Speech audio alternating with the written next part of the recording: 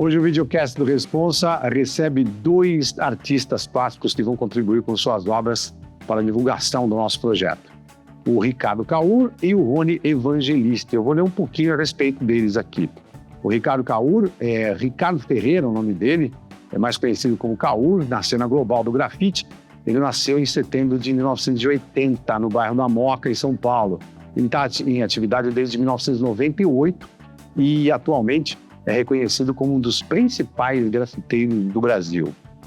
Tornou-se notório por sua especialização em portas de aço e muros e é integrante de uma das crews mais clássicas do grafite do Brasil, a Vlock. No entanto, a sua arte vai além desse suporte.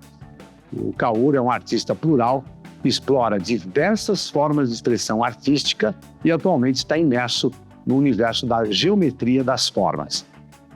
O Rony Evangelista é um artista visual que explora em seu trabalho técnicas de pintura manual para a criação de personagens que ganham vida em lambe-lambes, buscando, por meio da arte urbana, resgatar o protagonismo das identidades negras nas periferias do estado de São Paulo.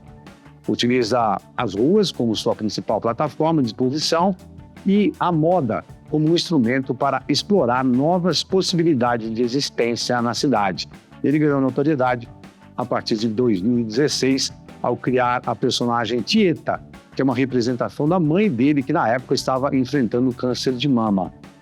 Essa situação motivou o artista a espalhar cartazes pela cidade durante todo o processo de tratamento da mãe dele, como parte de sua luta contra o câncer. É a história e a participação deles no Responsa que a gente vai conferir a partir de agora.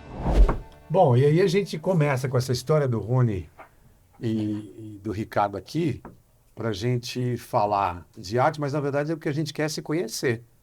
Tenho certeza que o Matthew Schutz também quer conhecê-los. Afinal de contas, né? Sim. Oportunidade de estar numa mesa com 2 artistas. Não, de São Paulo, muito legal. Não é? Ainda mais com a experiência Isso. que ele tem, a juventude, todas as coisas novas que eles vão trazer para essa exposição. Aliás, quem vai fazer a primeira pergunta aqui é você. Porque você já estava falando. Você tem muita curiosidade do quê? Fala para ele. Vamos lá. Eu quero entender como que funcionou o seu processo criativo, como você despertou esse caminho na arte para você, assim, como que nasce? Então, eu acho que a arte nasce para mim num espaço muito de solidão mesmo, né? Tenho 2 irmãos mais velhos e dentro dessa construção familiar eu nunca me senti muito parte da situação ali. E isso me levava a ter momentos em que eu me isolava e nesses momentos eu desenhava. Então o desenho para mim desde criança foi uma ferramenta de fuga e de estratégia de lidar com a solidão mesmo, né? E gostando da coisa, de desenhar, de criar, mas não tinha essa perspectiva de ver a arte como um trabalho, era só assim uma coisa mais terapêutica ali talvez. Aí mais pra frente eu fui me interessando cada vez mais pela arte, pelo desenho, e nunca tive assim incentivo familiar de base, assim, falei assim, não, meu filho vai ser artista, isso não foi, desde criança rompendo esses espaços que falavam, não, larga isso que isso não vai dar em nada, não faça isso porque o seu caminho é outro. Então acho que desde muito cedo eu fui entendendo que não era uma questão de escolha, era uma questão de aceitar, assim, essa é a minha natureza, eu vim para fazer isso e é isso que eu vou fazer. E aí daí eu vou descobrindo outros espaços, né? Através da arte, eu entro na arte de rua, através do lambe-lambe, da técnica de lambe-lambe, né? Eu desenvolvi um personagem que era inspirado na minha mãe, na época. Olha que legal. Minha mãe, ela foi diagnosticada com câncer de mama e foi um processo bem doloroso porque eu estava trabalhando num lugar longe, estudando, e foi bem difícil acompanhar esse processo de tratamento dela. Aí eu fiz um personagem inspirado nela, que é a Tieta, e as mesmas características da minha mãe, assim, tinha uma cicatriz que minha mãe adquiriu depois com o tempo. E eu fui colando esse personagem no caminho que minha mãe levava de casa pro hospital, né? Ai, que lindo. Colando ali na Raposo e eu tinha... E ela via? Via, no começo ela não entendia, assim, falava, nossa... Sabia que era de você? Sabia, mas ela não entendia direito como que funcionava. E eu fui fazendo esse caminho, né? Colei bastante na rua do hospital também, colei no caminho que ela levava. E fiquei esse processo de quimioterapia dela ocupando a rua dessa forma. Então eu entro na arte de rua através de um olhar que eu estava mirando para minha mãe, assim, eu não queria ser visto por outros artistas, eu queria ser visto por ela. E fiquei nesse processo até ela receber alta. E ela entendeu em que momento? Ela entendeu porque eu comecei... Foi assim, quando eu comecei a fazer, era muito ali, eu fazendo, ela não entendia muito bem o que era. Só que nisso, eu fui colando, fui fazendo, eu levava, né, tipo, materiais para casa, então ela acompanhava esse processo de produção. E já chegou dela me ligar, assim, né? Falar, Rony, acabei de ver um desenho seu aqui na rua. Aí a ficha foi caindo, assim.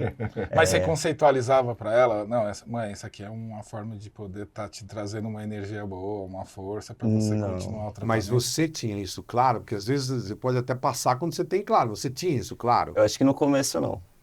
Eu acho que mais pro final que eu comecei a me conectar com outros artistas, que eu comecei a ver isso mesmo como parte do meu trabalho também ali, né? Aí nisso, eu tinha uma característica específica, né, do desenho, uma identidade visual daquele mesmo personagem que eu fazia. Eu comecei a reproduzir esse personagem em outros momentos, assim. Eu fazia o mesmo personagem, né, que era inspirado nela, a Tieta. Aí depois que ela recebeu alta, eu comecei a usar a mesma identidade. O nome dela é Tieta? Não. Mas é de uma música do Luiz Caldas que ele fala, que ele descreve exatamente a minha mãe, assim, no começo. É aquela Tieta do Agreste? É que ele fala, Tieta não foi feita da costela de Adão, é mulher diabo, minha própria tentação. Tieta é serpente que encantava o paraíso. Ela veio ao mundo para virar nosso juízo. Isso é uma descrição de mãe, hein? Sim. Muito boa. Exatamente. E é isso, acho que também é reivindicar essa ancestralidade, né? Acho que quando a gente está na rua, a gente quer muito falar sobre nós, sobre a nossa história, quando na verdade a gente tem também uma trajetória que nos coloca ali, né? E que referenciar essa trajetória, essa ancestralidade é muito importante para mim, assim. E isso logo de cara você conseguiu, nesse contato com os outros artistas, mais do que ter referência, eles te avalizaram, né? E também você conseguiu se ver e eles te viram, né? Exatamente. Eu acho que tem essa validação também externa, né? Que te coloca nesse lugar do artista. Então, a partir desse momento, eu também vou entendendo que existe uma rede, né? E foi muito louco, porque eu trabalhava de garçom na época, uma coisa bem nada a ver com as coisas que eu gosto, mas era a oportunidade que eu tinha. E foi eu entrar nesse caminho, as portas começaram a se abrir, assim, né? Então, comecei a trabalhar muito com arte e educação, comecei a receber, tipo, para fazer o trabalho que eu gostava de fazer desde criança, assim. Então, foi um processo, assim, bem interessante, sabe? E até hoje eu me mantenho, né, através do meu trabalho com arte. Legal que, assim, quando você acha o seu caminho, o caminho te acha, né? É. As coisas, você tá lá e aí você consegue fazer a grana, e vai vivendo disso, ganhando espaço e dando referência. Você começa a entender o que você mesmo está fazendo. E isso é um processo apenas 27 anos e se conhecendo desde sempre. Eu acho que sim. Acho que na arte foi mais uma questão de, como eu disse para vocês, de aceitação mesmo, assim. Não me via em outro caminho e não tive, assim, esse... Não sei de onde vem, mas eu não tive esse incentivo em casa mesmo, assim, sabe? Veio de você que trouxe para cá. Eu que trouxe pra cá. É, porque a arte no Brasil também é isso, né? Você, para ser artista no Brasil, é a primeira coisa que seu pai vai falar. Às vezes não é nem que ele não queira que você seja artista, mas é tipo um medo, né? Mano, meu filho não vai ser nada, meu. Exatamente. O que eu vou fazer com meu filho? Isso Não, mesmo que que passa pra a gente gente também. como pai, eu posso falar assim, e eu tenho quase 3 filhos. Eu tenho 3 filhos, mas 2 são artistas. E a gente fica com medo de eles não encontrarem um caminho como vocês encontraram. E é louco porque a gente, como pai, acaba atrapalhando, às vezes, uma coisa que é da pessoa. Sim. Por conta de colocar na cabeça, ó, isso que você falou. É difícil viver disso, você vai sofrer, não sei o quê. Isso, às vezes, cria um bloqueio no artista. Sim. E o bacana da história, e que tem a ver com a descrição que você faz da sua mãe, é que ela não te fez isso. Ninguém ali. Ou você não permitiu, ou ela não quis te fazer isso em nenhum momento. Eu acho Ela te que aceitou desde o primeiro. não teve um processo assim. A minha mãe, ela entra na minha história de uma forma, assim, eu sou fã dela. Eu acho que mesmo que eu não fosse filho dela, eu seria amigo, gostaria de ser uma pessoa próxima dela. Porque ela me passa muita resistência mesmo, assim. Ela nunca teve esse processo de chegar e falar assim, o mundo é cruel lá fora, você vai passar por isso, por isso, por isso. Não, eu vi ela enfrentando tudo e vencendo. Perfeito. Então isso foi uma coisa que me motivou. E é uma coisa que eu carrego comigo, assim, né? Então é um outro tipo de incentivo, né, para a vida mesmo. Porque eu acho que ser artista é um caminho fácil, né? Falar assim, ser artista é um caminho, né? Mas ser um ser humano, da hora, é aí que é o desafio, né? Então, acho que eu tento ver a arte hoje na minha vida como uma profissão, né? Também para tentar separar né, o artista né, do CNPJ, daquela coisa toda. Mas eu vejo também que a gente tem que olhar para esse nosso lado humano, né? Que muitas vezes a gente, enquanto artista, pode se sabotar nesse lugar também. Sem dúvida. Que é aquilo do ambiente, né? Você cria identificações e você permitir aos filhos criar a própria identidade é uma coisa muito difícil, porque você tende a colocar os teus medos, as tuas dificuldades, passar para eles e falar, eu passei por isso, não quero que você Sim. passe. Mas você não sabe o que ele vai passar. Não é? Você não conhece o caminho dele. Sim. O caminho dele é daqui para frente. Sim. Né? E isso é uma coisa muito difícil da gente soltar, né? Deixar acontecer, né? Porque os pais também vêm desse movimento ditadura. Sim. Todos os nossos pais aqui passaram ditadura, essas coisas. Então, a repressão era gigantesca e para a cabeça deles, eles não fliparam essa época ainda. Eles ainda têm aquele resquício. Por isso que fica toda essa dúvida de como que meu filho vai poder fazer. Ou isso aqui não existia, como que é isso? É tipo uma pergunta. Esse filho faz o quê? Meu filho está numa profissão aí que não existe ainda. Hoje tem cada vez mais. Mas e você? Como é que você entrou nessa história de arte? Então, para mim, a arte ela vem junto com o espaço. Assim. O meu movimento vem através do lugar que eu morava. Porque o Cambuci, ele foi um lugar muito fervoroso assim, com grafite. Assim. O grafite está ali desde os anos 80, começo dos anos 80. E é um lugar muito cultural, porque tem o break. Para mim, o grafite ele vem através da cultura hip hop. Que aí tinha os b-boys, aí tinha os grafiteiros, aí tinha os MC, aí tinha os DJ. Tinha essa cena forte. Forte. Forte mesmo. Anos 70 e 80. Os anos... Você nasceu quando? Eu nasci em 80. Em 80, tá. Mas Então já estava rolando. Já estava rolando e eu cresci vendo aquilo. Sim. Eu cresci com E os maiores fazendo aquilo. E todo mundo ali, ninguém tinha essa proposta, porque hoje é muito fácil o artista, a grande maioria dos artistas, eles colocam o sucesso na frente do trabalho.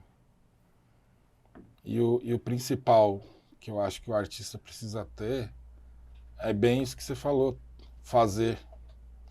só fazer. Independente. Qual que é a proposta? Isso aqui vai ter um cunho comercial? Não. Independente, ser livre. Isso permitiu eu buscar muitos caminhos dentro do grafite. E conhecendo, pintando muito na rua, que eu pintei muito nas ruas de São Paulo. E isso me fez também... Desde quando? Desde que idade? Desde os 18. Já. 98. Foi a primeira vez que eu peguei num spray na mão, assim, pra fazer um grafite. Sei.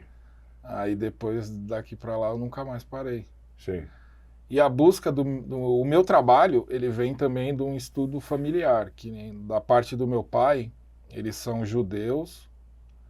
Meu avô, ele veio fugido da guerra. Meu pai nasceu em Santos, porque minha avó estava grávida dentro do navio que eles que louco, que interessante. Que eles vieram para o Brasil. De que país?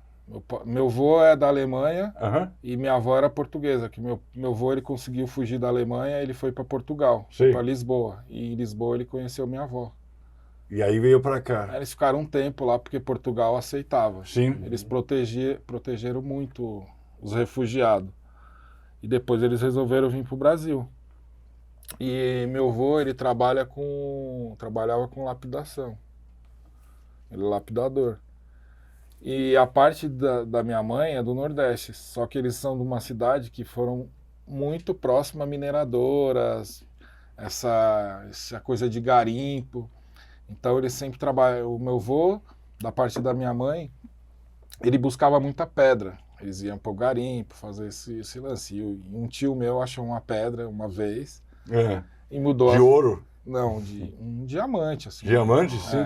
Acho que uma turmalina Paraíba. Tá. Eu não sei o que é isso, mas parece legal. No mínimo valioso. E mudou a vida da família da minha mãe. Sei. E isso eu falei assim, eu preciso, porque eu tinha um trabalho de rua, que era um grafite não comercial. Eu não fazia esse grafite para ser comercial. Isso era meu íntimo. Isso era algo que eu não queria vender. E o que você pintava na rua? Eu fazia trawap, fazia tag, eu fazia o grafite tradicional, aquele grafite tradicional não comercial. Tá. Pintar trem, pintar metrô, essas coisas. Todo o movimento, eu seguia, aqui o Cambuci, ele seguia muito o movimento de Nova York, assim, o que tava Pintar o metrô é pintar o metrô mesmo. Pintar o trem. É o trem, que nem os nova-iorquinos. Aí, através disso, eu não tinha um trabalho comercial, assim, eu não pensava nesse lado, nesse lance. E eu falei, eu preciso mudar. E eu fiz esse estudo. Eu falei, não, eu vou estudar. Eu estudei a família do meu pai, estudei a família da minha mãe. Aí, por isso que eu cheguei no trabalho geométrico. Perfeito. Porque eu desenho muito, meu começo eu desenhava muita pedra preciosa. Olha só, por causa da história familiar. Aí eu falei, vou juntar essas duas ancestralidades e vou trazer isso para dentro do meu trabalho. Foi aí que eu cheguei falei assim, eu vou inventar um nome também. Todo mundo cria um movimento aí, teve o neoconstrutivista, o concretismo, agora eu falei assim, vou inventar a geometria suprema. É outra coisa, é um outro caminho dentro desse caminho que já existe. E eu comecei a fazer geométrico e na época ninguém fazia. Assim. Sei. 2002, 2003, quando eu estava começando a estudar esse processo, ninguém fazia. E através desses estudos que eu consegui fazer a minha primeira exposição, eu comecei a levar meu trabalho para outros campos. E através de um espaço em si, assim, e depois desse espaço eu consegui, falei assim, não, agora eu tenho uma história para me poder contar e essa história vai fazer... Qual espaço foi? O Facebook. Sei. Eu pintei a sede do Facebook aqui em São Paulo. Não o Facebook, não. O seu endereço lá. Foi o Facebook. Ou o Facebook. O escritório deles. Que na Faria Lima? É na rua de trás ali. Na rua de trás, tá. Que é o Facebook, o WhatsApp, o Instagram, tudo num prédio só. E eu fiz esse trabalho, porque foi uma imersão artística. Porque o Facebook, eles têm um projeto que chama Facebook Art Program. Que eles pegam 3 a 5 artistas do locais que eles têm o prédio dele, a central, e cada artista ocupa um andar durante um mês. Aí você faz uma residência artística. Dentro do prédio ou fora? Dentro do prédio. Dentro do prédio. No escritório dele. No escritório. E eu fiz esse trabalho de um mês lá dentro. Sei. E o Facebook, ela vai muitas empresas, é reunião toda hora, e todo mundo está passando ali. E você pintando? Uau. Não, eu pintava à noite. À noite? A residência artística era à noite. Era à noite, que interessante. Que horas a que horas? Era das 9 horas da noite às 5 horas da manhã. Ô, louco, que interessante. E aí, dormia de dia? Aí dormia de dia. E eu fui, dentro de todos os artistas que fizeram dentro desse programa mundial, eles pegaram e me escolheram para fazer a convenção mundial deles, que eles fazem em San Diego. De onde eu sou. Na sede deles. Olha só. Aí eles falaram assim, como que é? O General Manager de Arts do Facebook gostou muito do seu trabalho e ele quer fazer um projeto com você para fazer toda a programação visual, toda a arte do encontro de 2018. Legal. Aí que eu comecei aí que meu trabalho fez assim. Sei, claro. Você vê, Isso foi lá em San Diego? Não, o trabalho foi para San Diego, mas eu construí tudo aqui em São Paulo. Você fez tudo aqui? Aí ele levou para lá? Aí eles levaram para lá. E você foi para lá? Não. Não? Não. Era só local. Sei. Eles não... Sei, entendi. Não levaram o artista para lá. Eles não levam os artistas. Você faz a arte que eles imprimem, eles fazem a cenografia, você assina 1 milhão de coisas que eles fazem lá. Sei. Aí depois disso, aí eu comecei a trabalhar. Aí eu entrei no mercado de arte mesmo. Assim. Você vê, olha que interessante, né? Essa construção de história, e é construção de história, porque assim, quando você fala momentos que aparece, né? Você aparece para o mundo nesse momento, mas você começou a construir, na verdade começou a ser construído em você, né? quando um lapidador encontra a esposa que vem na família de mineradores. Não tem coisa mais perfeita do que isso, né? O lapidador encontra essa família. Dentro dessa família, o resultado, né? A criança vai se percebendo com a necessidade de expressão de um jeito próprio, estuda essa história, porque assim, o que acontece do explodir é lá no começo que a coisa aconteceu, né? Todo o caminho que você traz é um trabalho. E aí, só para observar especificamente essa coisa do Facebook e da arte em geral, e do princípio de arte em geral, que a tua arte você fez num horário em que ninguém via. Você era um funcionário, você continuava a ser tão lapidador quanto seu avô, né? E também com relação à sua família lá atrás, né?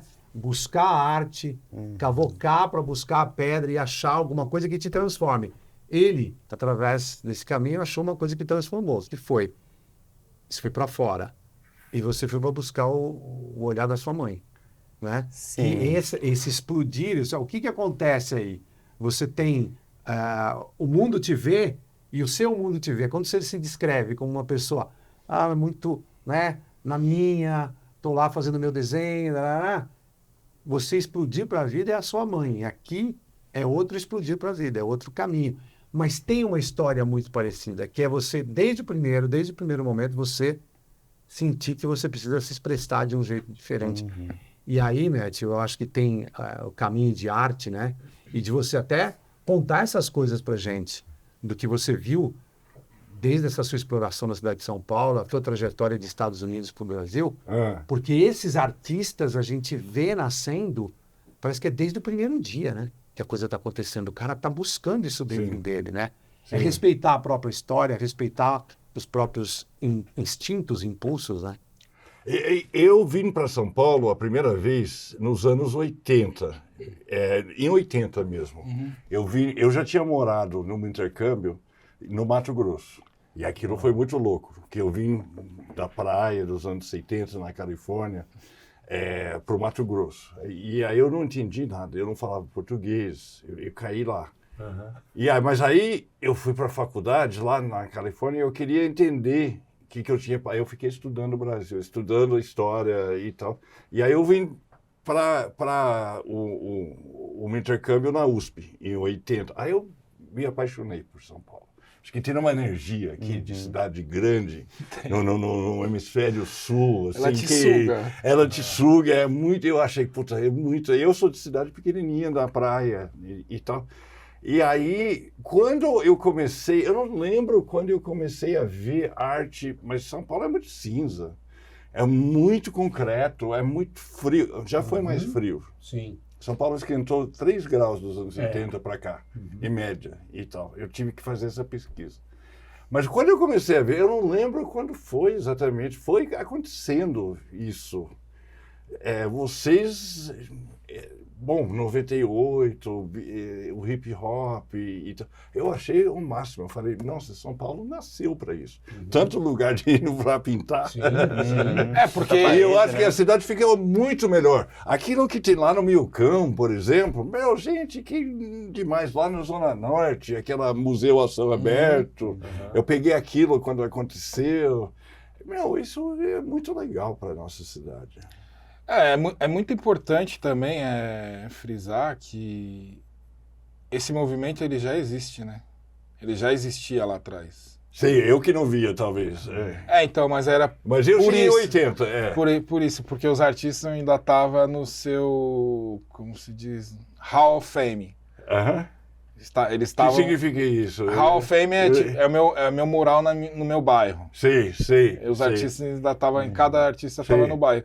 Porque o movimento do grafite em São Paulo, assim, antes da tecnologia, da comunicação, de todo esse contato mais rápido que tem hoje. Sim, que não tinha. Isso vai pintar muito depois. Então, era muito comum, assim, que nem nós sou do Cambuci, aí do Cambuci eu tinha um amigo que morava em Itaquera.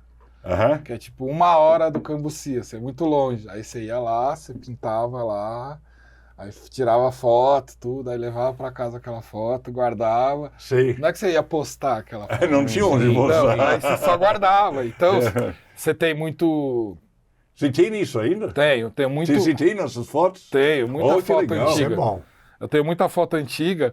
E outra coisa que transitava, que todo mundo queria, era o Black Book. O que é isso? Black Book é um caderno de desenho Sei. que você faz ele. Aí que nem eu encontrava o Rony em algum lugar. Aí eu falava, Rony, faz um desenho aqui pra mim. Aí eu fazia um desenho no demais. caderno. Eu fazia um desenho no caderno dele e ele fazia um desenho... Isso não tem mais? Tem, mas é menos.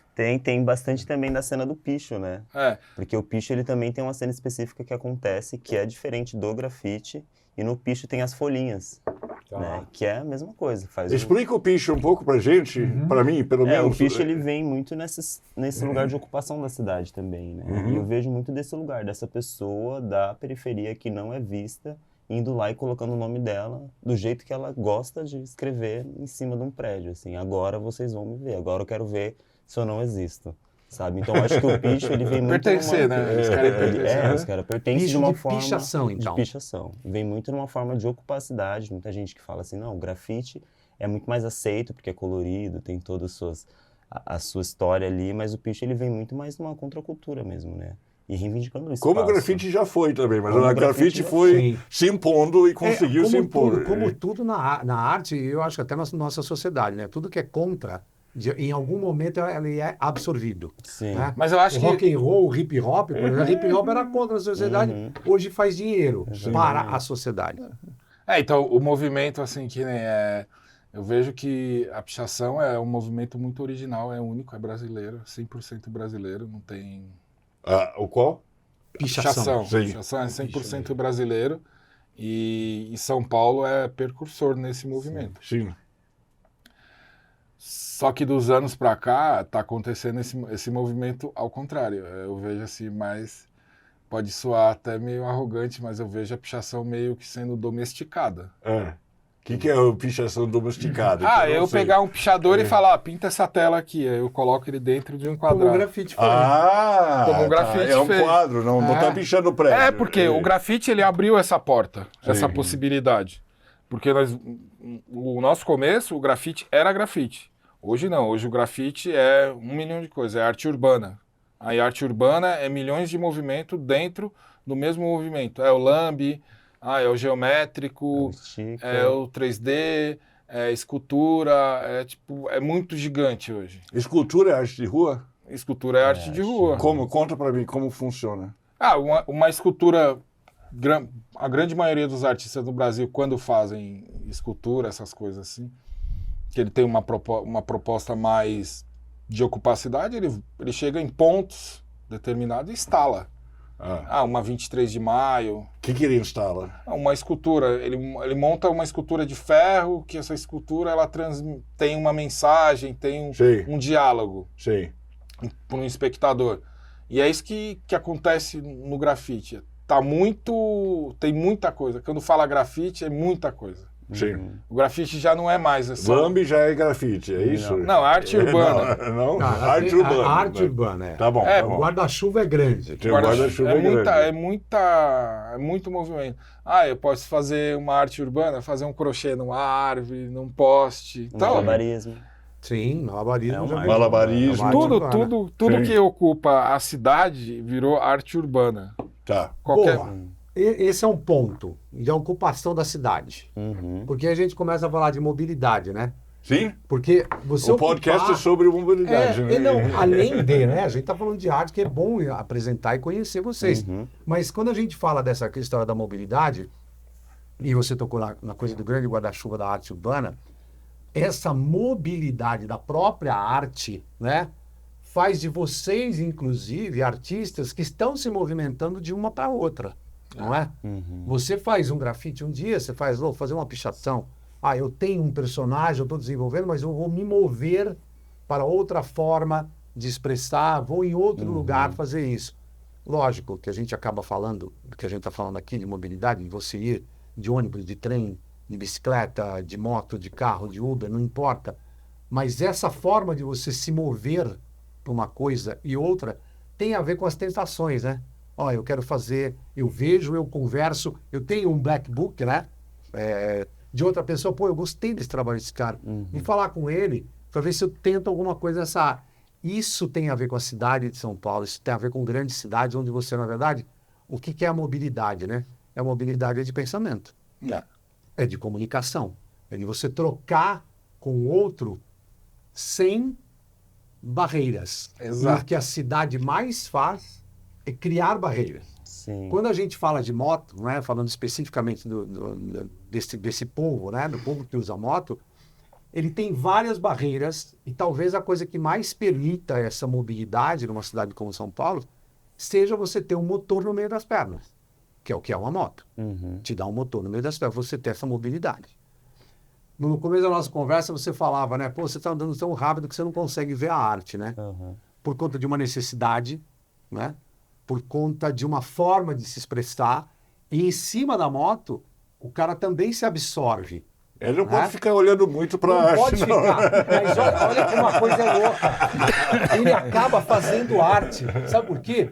Porque a molecada do grau, por exemplo, que está nas periferias, é uma forma de expressão artística, na minha forma de ver. Você dá o grau. Sim. Você tem, se estraga, bate, blá, blá, tem tudo isso. Mas a pichação também teve, o grafite também teve o seu momento de ser contra, né?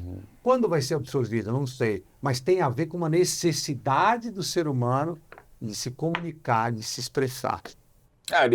O pertencimento, eu quero existir. E eu acho que o Preciso deslocamento existir. também, né? Eu acho que o precisar existir, ele também passa por esse deslocamento. Porque quando você está na periferia, aquele espaço, talvez, ele não vai ser suficiente para você se desenvolver da forma que você quer. Porque aquele espaço acaba sendo hostil para você. Exatamente. Então, você passa pelo deslocamento. Aí esse deslocamento que vai transformar a sua cabeça, né? O que você vai ver, o que vai te influenciar.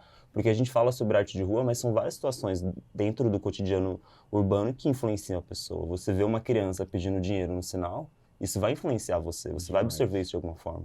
Então é pensar que a arte nesses espaços, ele acaba sendo um respiro mesmo, né? De você, sei lá, tirar uma outra ideia daquele espaço que é também hostil. E São Paulo é isso, né? São Paulo é o mais dois do WhatsApp, assim.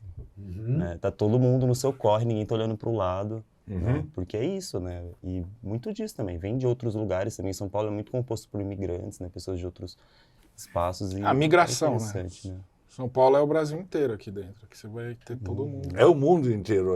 Às vezes eu estou descendo na escadaria do metrô, eu vejo ondas da história do mundo, assim, ali. Tem na Ásia, tem na África, tem na... Sabe, tem... eu acho que aquilo é muito legal. O movimento do espaço, assim, que leva a moto. A moto, ela me salvou na pandemia, assim, porque...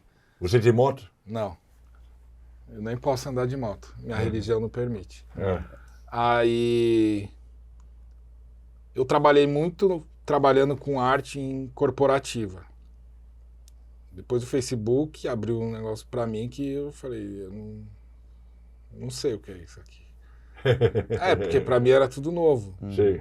Porque eu sou designer gráfico, eu trabalhava numa marca de roupa, que eu acho que é bem conhecida, chama XXL, que é uma marca que faz roupa para quebrada mesmo, vamos ser bem sinceros, para massa, e vendia para o Brasil inteiro.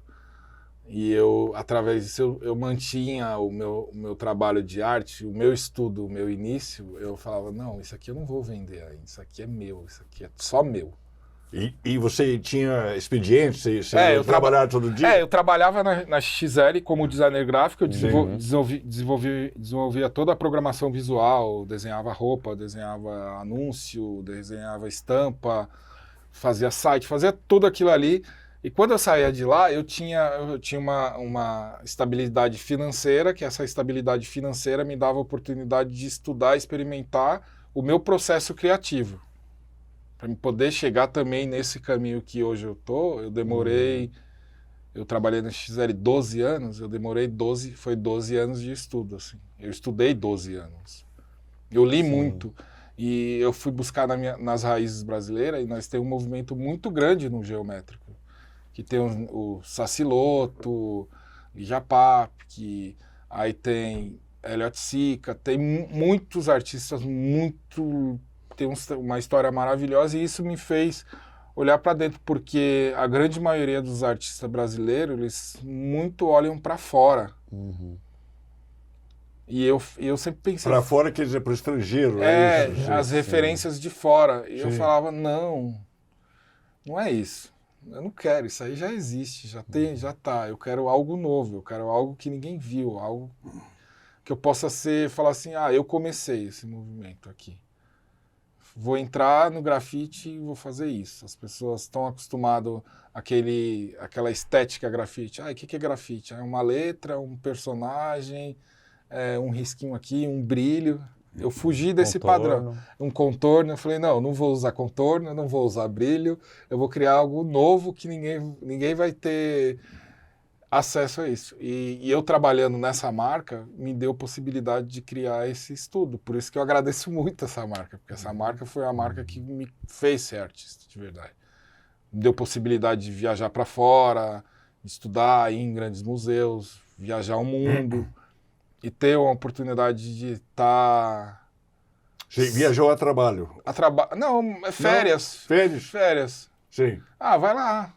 Vai ver umas referências lá de roupa. Sim. Porque tem essa também no mercado da moda, você fala, vai para Nova York para ver lá. Aí você fala, que saco, eu não quero ir para Nova York. Eu quero ir para a Europa. Você queria ir para a Europa. Para mim eu quero entrar num lugar que tenha 1000 anos. Eu pensava assim. Eu falava, Nova York é que nem o Brasil, foi construído também. A fonte está na Europa e na África. Eu falei, eu quero ir para esses lugares para mim poder estudar. Foi aí. E acabou indo? Não? Acabei. Fui. Legal. Eu fiquei 3 meses nessas viagens, nessas andanças assim, que eu achava que eu não ia voltar mais para o Brasil. Mas você falou da moto. Por que a moto te salvou nessa história? Porque a moto, depois da pandemia, o que aconteceu? Quando entrou a pandemia, os meus trabalhos, que eu fazia muito trabalho corporativo, Banco XP... Banco Pine, Easy Invest, Google, Microsoft, todos esses lugares que eu pintei, esses escritórios, a grande maioria dos espectadores, funcionários, colaboradores, eles foram trabalhar em casa. E eles estavam condicionados a esse visual. Eu vou trabalhar, eu não estou num escritório gelado, eu olho para o lado, nossa, que painel legal, que coisa legal, isso me traz uma coisa importante para mim. Aí vira até um processo de cromoterapia, sabe? Algo que foge não só de ter o consumo, eu vou comprar aquela obra porque eu quero ter. Não, aquela obra faz parte da minha história, porque eu fico mais no trabalho do que em casa. E quando ele foi para casa, ele sentiu falta daquilo. E eu comecei a trabalhar muito em casa. E para mim, na pandemia, eu não conseguia sair, não dava para ir buscar tinta, não dava para ir buscar tela, não dava para buscar um tecido. Então, quem salvava eram os motoboy. Tá. Aí o motoboy ia na loja de tinta, que aí a loja estava fechada, e chegava lá, ele retirava o pedido, aí ele ia na tela, ele ia entregar, ele ia buscar. Então, isso fez com que eu conseguisse girar o meu trabalho, continuar trabalhando durante a pandemia. Isso foi muito importante. Olha que louco, né? A moto virou o sangue das cidades, né? Sim. Ela virou meu braço. Exato, porque assim, quem fazia a comunicação, quem levava o oxigênio para as pessoas eram os motoqueiros. Comida, o cara não trabalhou, não parou de trabalhar. Aliás, houve um aumento do uso de motocicletas, houve um aumento da população que foi trabalhar com motocicleta porque percebeu, e também a criação de um monte de aplicativos, né, específicos para moto. Para você comprar a moto, para você pagar a moto e trabalhar com ela. Quer dizer, virou uma solução e virou um negócio, virou uma forma de você fazer isso. E, quando a gente fala desse projeto Responsa, a gente fala de usar, né, a arte, como você bem falou, usada inclusive para fazer com que as pessoas trabalhando em casa ou trabalhando dentro do escritório, né, trabalhando para alguém, se sintam de uma ou outra forma. Quando vocês fizeram a proposta para fazer a arte, vocês pensaram, o que você pensou especificamente em moto? Como é que você vê moto na cidade, nesse espaço urbano, por exemplo? Quando eu comecei a fazer a minha obra, eu pensei muito nesse sobrepeso que o motociclista carrega, sabe? Eu acho que a necessidade do motoqueiro na cidade né? indispensável, ainda mais uma cidade como São Paulo, né? Toda essa mobilidade de trânsito, não sei o quê. Então eu pensei nessa... Um dos primeiros desenhos que veio na minha cabeça foi esse motociclista carregando um monte de coisas na cabeça. Então eu fiz desde a família até objetos, sonhos, próprias viagens que ele ainda não fez e que ele está pensando enquanto ele está em cima da moto.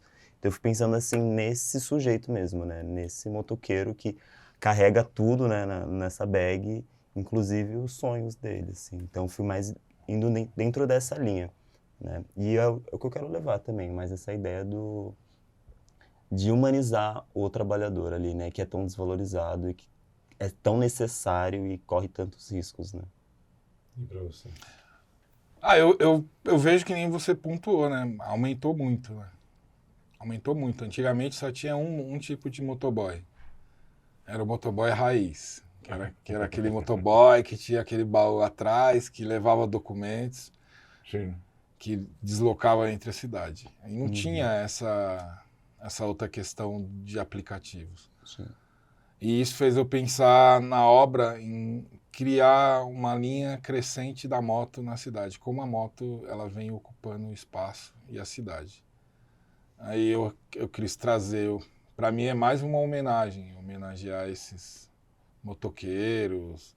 Aí tem o motoboy, o motociclista. Aquele cara que anda de moto só para se deslocar, que vai trabalhar. Então a obra eu fiz como se fosse uma tela de um aplicativo, que é um fundo preto, aí tem uns mapas, e o motoboy ele está se deslocando dentro da cidade. E ao mesmo tempo ele se encontra com o motociclista, que é aquele que não quer mais pegar trânsito, e o carro dele ele deixa em casa, e ele vai e comprou aquela PCX lá, e vai para o trabalho. Aí tem um motorista de aplicativo, que é o motoboy de aplicativo, que ele vai para tudo. E hoje ele faz tudo, ele já não é mais só alimentação, que foi lá no começo, lá atrás. Hoje ele já se firmou em milhões de pontos, e esses pontos todos se conectam, porque todos eles... Por que eu coloquei um background do mapa? Porque todos eles andam no mesmo suporte. Total. Tanto o motoqueiro roots, ele vai ter o celular dele lá, ele vai estar dentro do aplicativo para ele poder fazer a entrega. Tanto o motociclista, ele vai também estar lá, que ele vai indo no trabalho, ele vai olhar para os lugares, o melhor lugar para ele ir. E o motoboy, que é o entregador, que é o cara da alimentação, que ele também vai estar dentro do aplicativo. Ou seja, o aplicativo, ele virou uma forma de conexão do todo. Para mim, o motoboy, ele hoje em dia, ele já é um todo, porque ele se engloba em todos os espaços da sociedade. Ele trabalha desde um exame médico, que ele pega ali o exame médico num hospital para levar para um laboratório, tanto que ele sai, entrega ali aquilo ali, ele já vai para uma outra entrega, que é pegar a tinta para mim na loja lá, tinta. Sabe? Então, hoje em dia é um campo muito gigantesco, né? E... querendo ou não, é também uma forma também de... Por que eu fiz atrás o fundo preto? É uma forma de protesto, é meio que uma forma de luto, né? Porque se você observar na cidade, hoje em dia, a letalidade, porque é letal ser motoboy. É letal você É ser muito perigoso, né? É uma falta de consciência do motorista de carro, do motorista de ônibus, do motorista de caminhão, de como é letal para o próprio motoqueiro. E dos próprios motociclistas e motoqueiros, que, aliás, eu quero colocar duas coisas aí. Arte urbana é um grande guarda-chuva. Motociclista, motoqueiro, motoboy... É um grande guarda-chuva. É um grande guarda-chuva também. Porque é o seguinte, os motociclistas não podem se ver como tribos diferentes. Não. Porque todos passam na mesma dificuldade. Aí eu chego nessa história que você falou do acidente. Tem muito mais a ver com comportamento do que com a moto.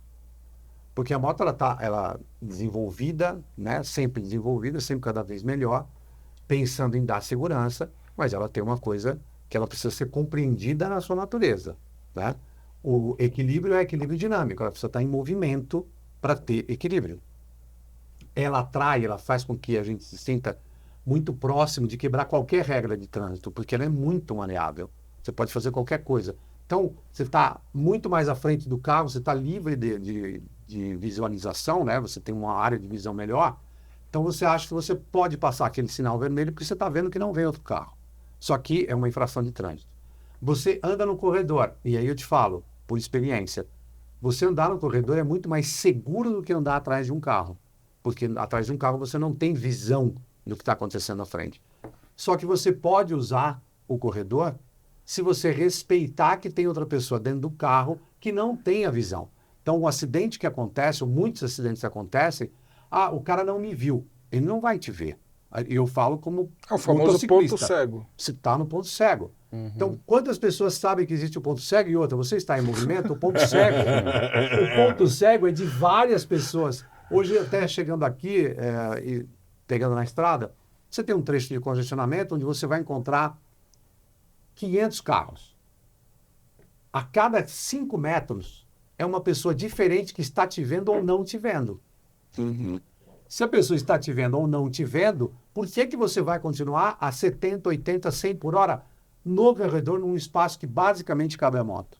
Então, o risco proporcionado, né, pedido pela necessidade de fazer uma entrega, né? Eu entreguei do laboratório, agora eu vou pegar a tinta para você. Ok, o que significa isso? Eu preciso de mais tempo, eu preciso ser mais rápido para fazer isso. Então, você está muito perto de cometer uma infração de trânsito que pode custar a sua vida. Então, é sim uma coisa que tem esse fundo, né, de risco, e uma coisa que pode atrair. Mas eu acho que o risco o tempo a todo. cidade ela teve agora um ponto muito importante. Assim, eu acho que foi um grande passo, foi aquelas faixas azul Sim, a faixa azul. nesse corredor. Salva muito. Mas aí eu te convido a andar de moto na faixa azul aos 60 ou 50 km por hora da faixa, permitidos ou regulamentares da faixa. Nétio, É uma emoção. quem te empurra para fora da faixa é outro motociclista. Entendi. É outro Porque ele tá Por quê? vindo num... É que ele tá atrasado. Ele quer fazer isso. 10 entregas. E aí Que tem tem que fazer 10 entregas. Porque é muito mal remunerado. Sim. Os aplicativos... Então, Todos os eu estava aplicativos... esperando para chegar nesse ponto, exatamente. Todos os aplicativos Paga mal. Acho que o Brasil ele foi construído em cima da cultura do extrativismo. E da escravidão. Da escravidão, Eu vou torcer ele aqui, eu vou extrair tudo que ele tem aqui. Isso. Você vê que se um motoqueiro de aplicativo ele cai, ele se machuca, ele não tem nenhum tipo de amparo do aplicativo para poder passar os 3 meses, Viva 2 o SUS, meses. né? Pelo menos para atendimento imediato, viva o SUS. Viva o SUS. Mas o exato. resto... Ninguém tem um plano de saúde. O motoqueiro ele não tem plano de saúde. Não. Eu acho que eu acho assim, é um ponto que é. E boa parte dos atendimentos, desculpe, mas boa parte dos atendimentos no HC são de motoqueiro. Sim. Trauma, né? Trauma. Sim. Trauma. As Que principais. deixa o cara fora do trabalho durante meses, né? Quando não custa a vida, é muito tempo para você se recuperar. E quando ele volta a trabalhar, provavelmente ele vai voltar a trabalhar como entregador. Vai voltar a trabalhar no aplicativo, vai trabalhar de moto de novo. Porque ele ama aquilo, tem um pouco, lógico, de identificação, mas tem a necessidade, né? Então, quando a gente fala de expressão e essa coisa da mobilidade urbana, e a gente convida as pessoas e os artistas a nos ajudar a conscientizar por todo esse panorama que a gente acabou de desenhar aqui. Existe o risco, existe a vontade ou a necessidade de expressão, existe a sobrevivência. Nétio, eu acho que o que a gente compartilhou aqui nessa conversa foi uma coisa que essencialmente o que é, né? É a vida na cidade, né? A vida urbana. É muito São mas- Paulo, motoqueiro e artista de rua. É muito. e a moto, São Paulo. todos eles encaixa muito bem no nome do projeto, né? Responsa. Porque todos eles são responsa. Se você pedir um motoqueiro para trazer um produto ou qualquer coisa para você, ele vai trazer. Sim. Por quê? Porque ele tem essa responsa. E essa é a responsa dele, é que também faz ele ter o risco, coloca a vida dele em risco para poder estar trazendo algo para você. E a responsa dele, no final das contas, o que é? Voltar para casa. Voltar para casa, Voltar com a pra sua casa. família, com o seu dinheiro no bolso. E eu acho que o dignidade. projeto também é muito importante para também despertar na sociedade esse questionamento também, porque as pessoas também consomem o aplicativo e tudo, e também eles não pensam naquele cara que está fazendo aquilo ali. Porque na quebrada também as pessoas pedem comida, e essas pessoas elas percebem muito menos o valor do motoqueiro do que nós que estamos desse lado aqui, porque eles lá também, eles olham e falam, tá, entra aí, pega aí. Às vezes não deixa nem entrar, às vezes não tem uma troca ali com o motoqueiro. Porque eu sempre tratei muito bem, eu acho que também é um despertar para eles. Por isso que é legal o projeto também tá... O lugar que eu vou pintar vai ser um lugar que é fora do roteiro urbano. Não é Vila Madalena, não é Centro, não é Pinheiros, é Brasilândia. Que é um outro espaço. E lá tem... Pode ter certeza que lá tem muito mais motoqueiro do que aqui.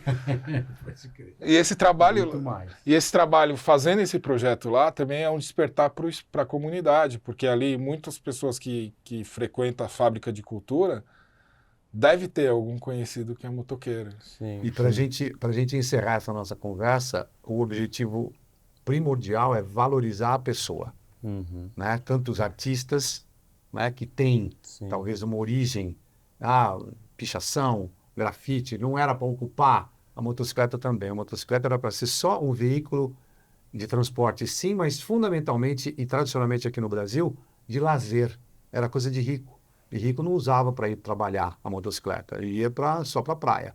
Hoje em dia é uma ferramenta de trabalho, então que a gente quer que as pessoas se vejam, não como artista, não como motociclista, não como jornalista, não como estrangeiro, não como nacional, mas como pessoas.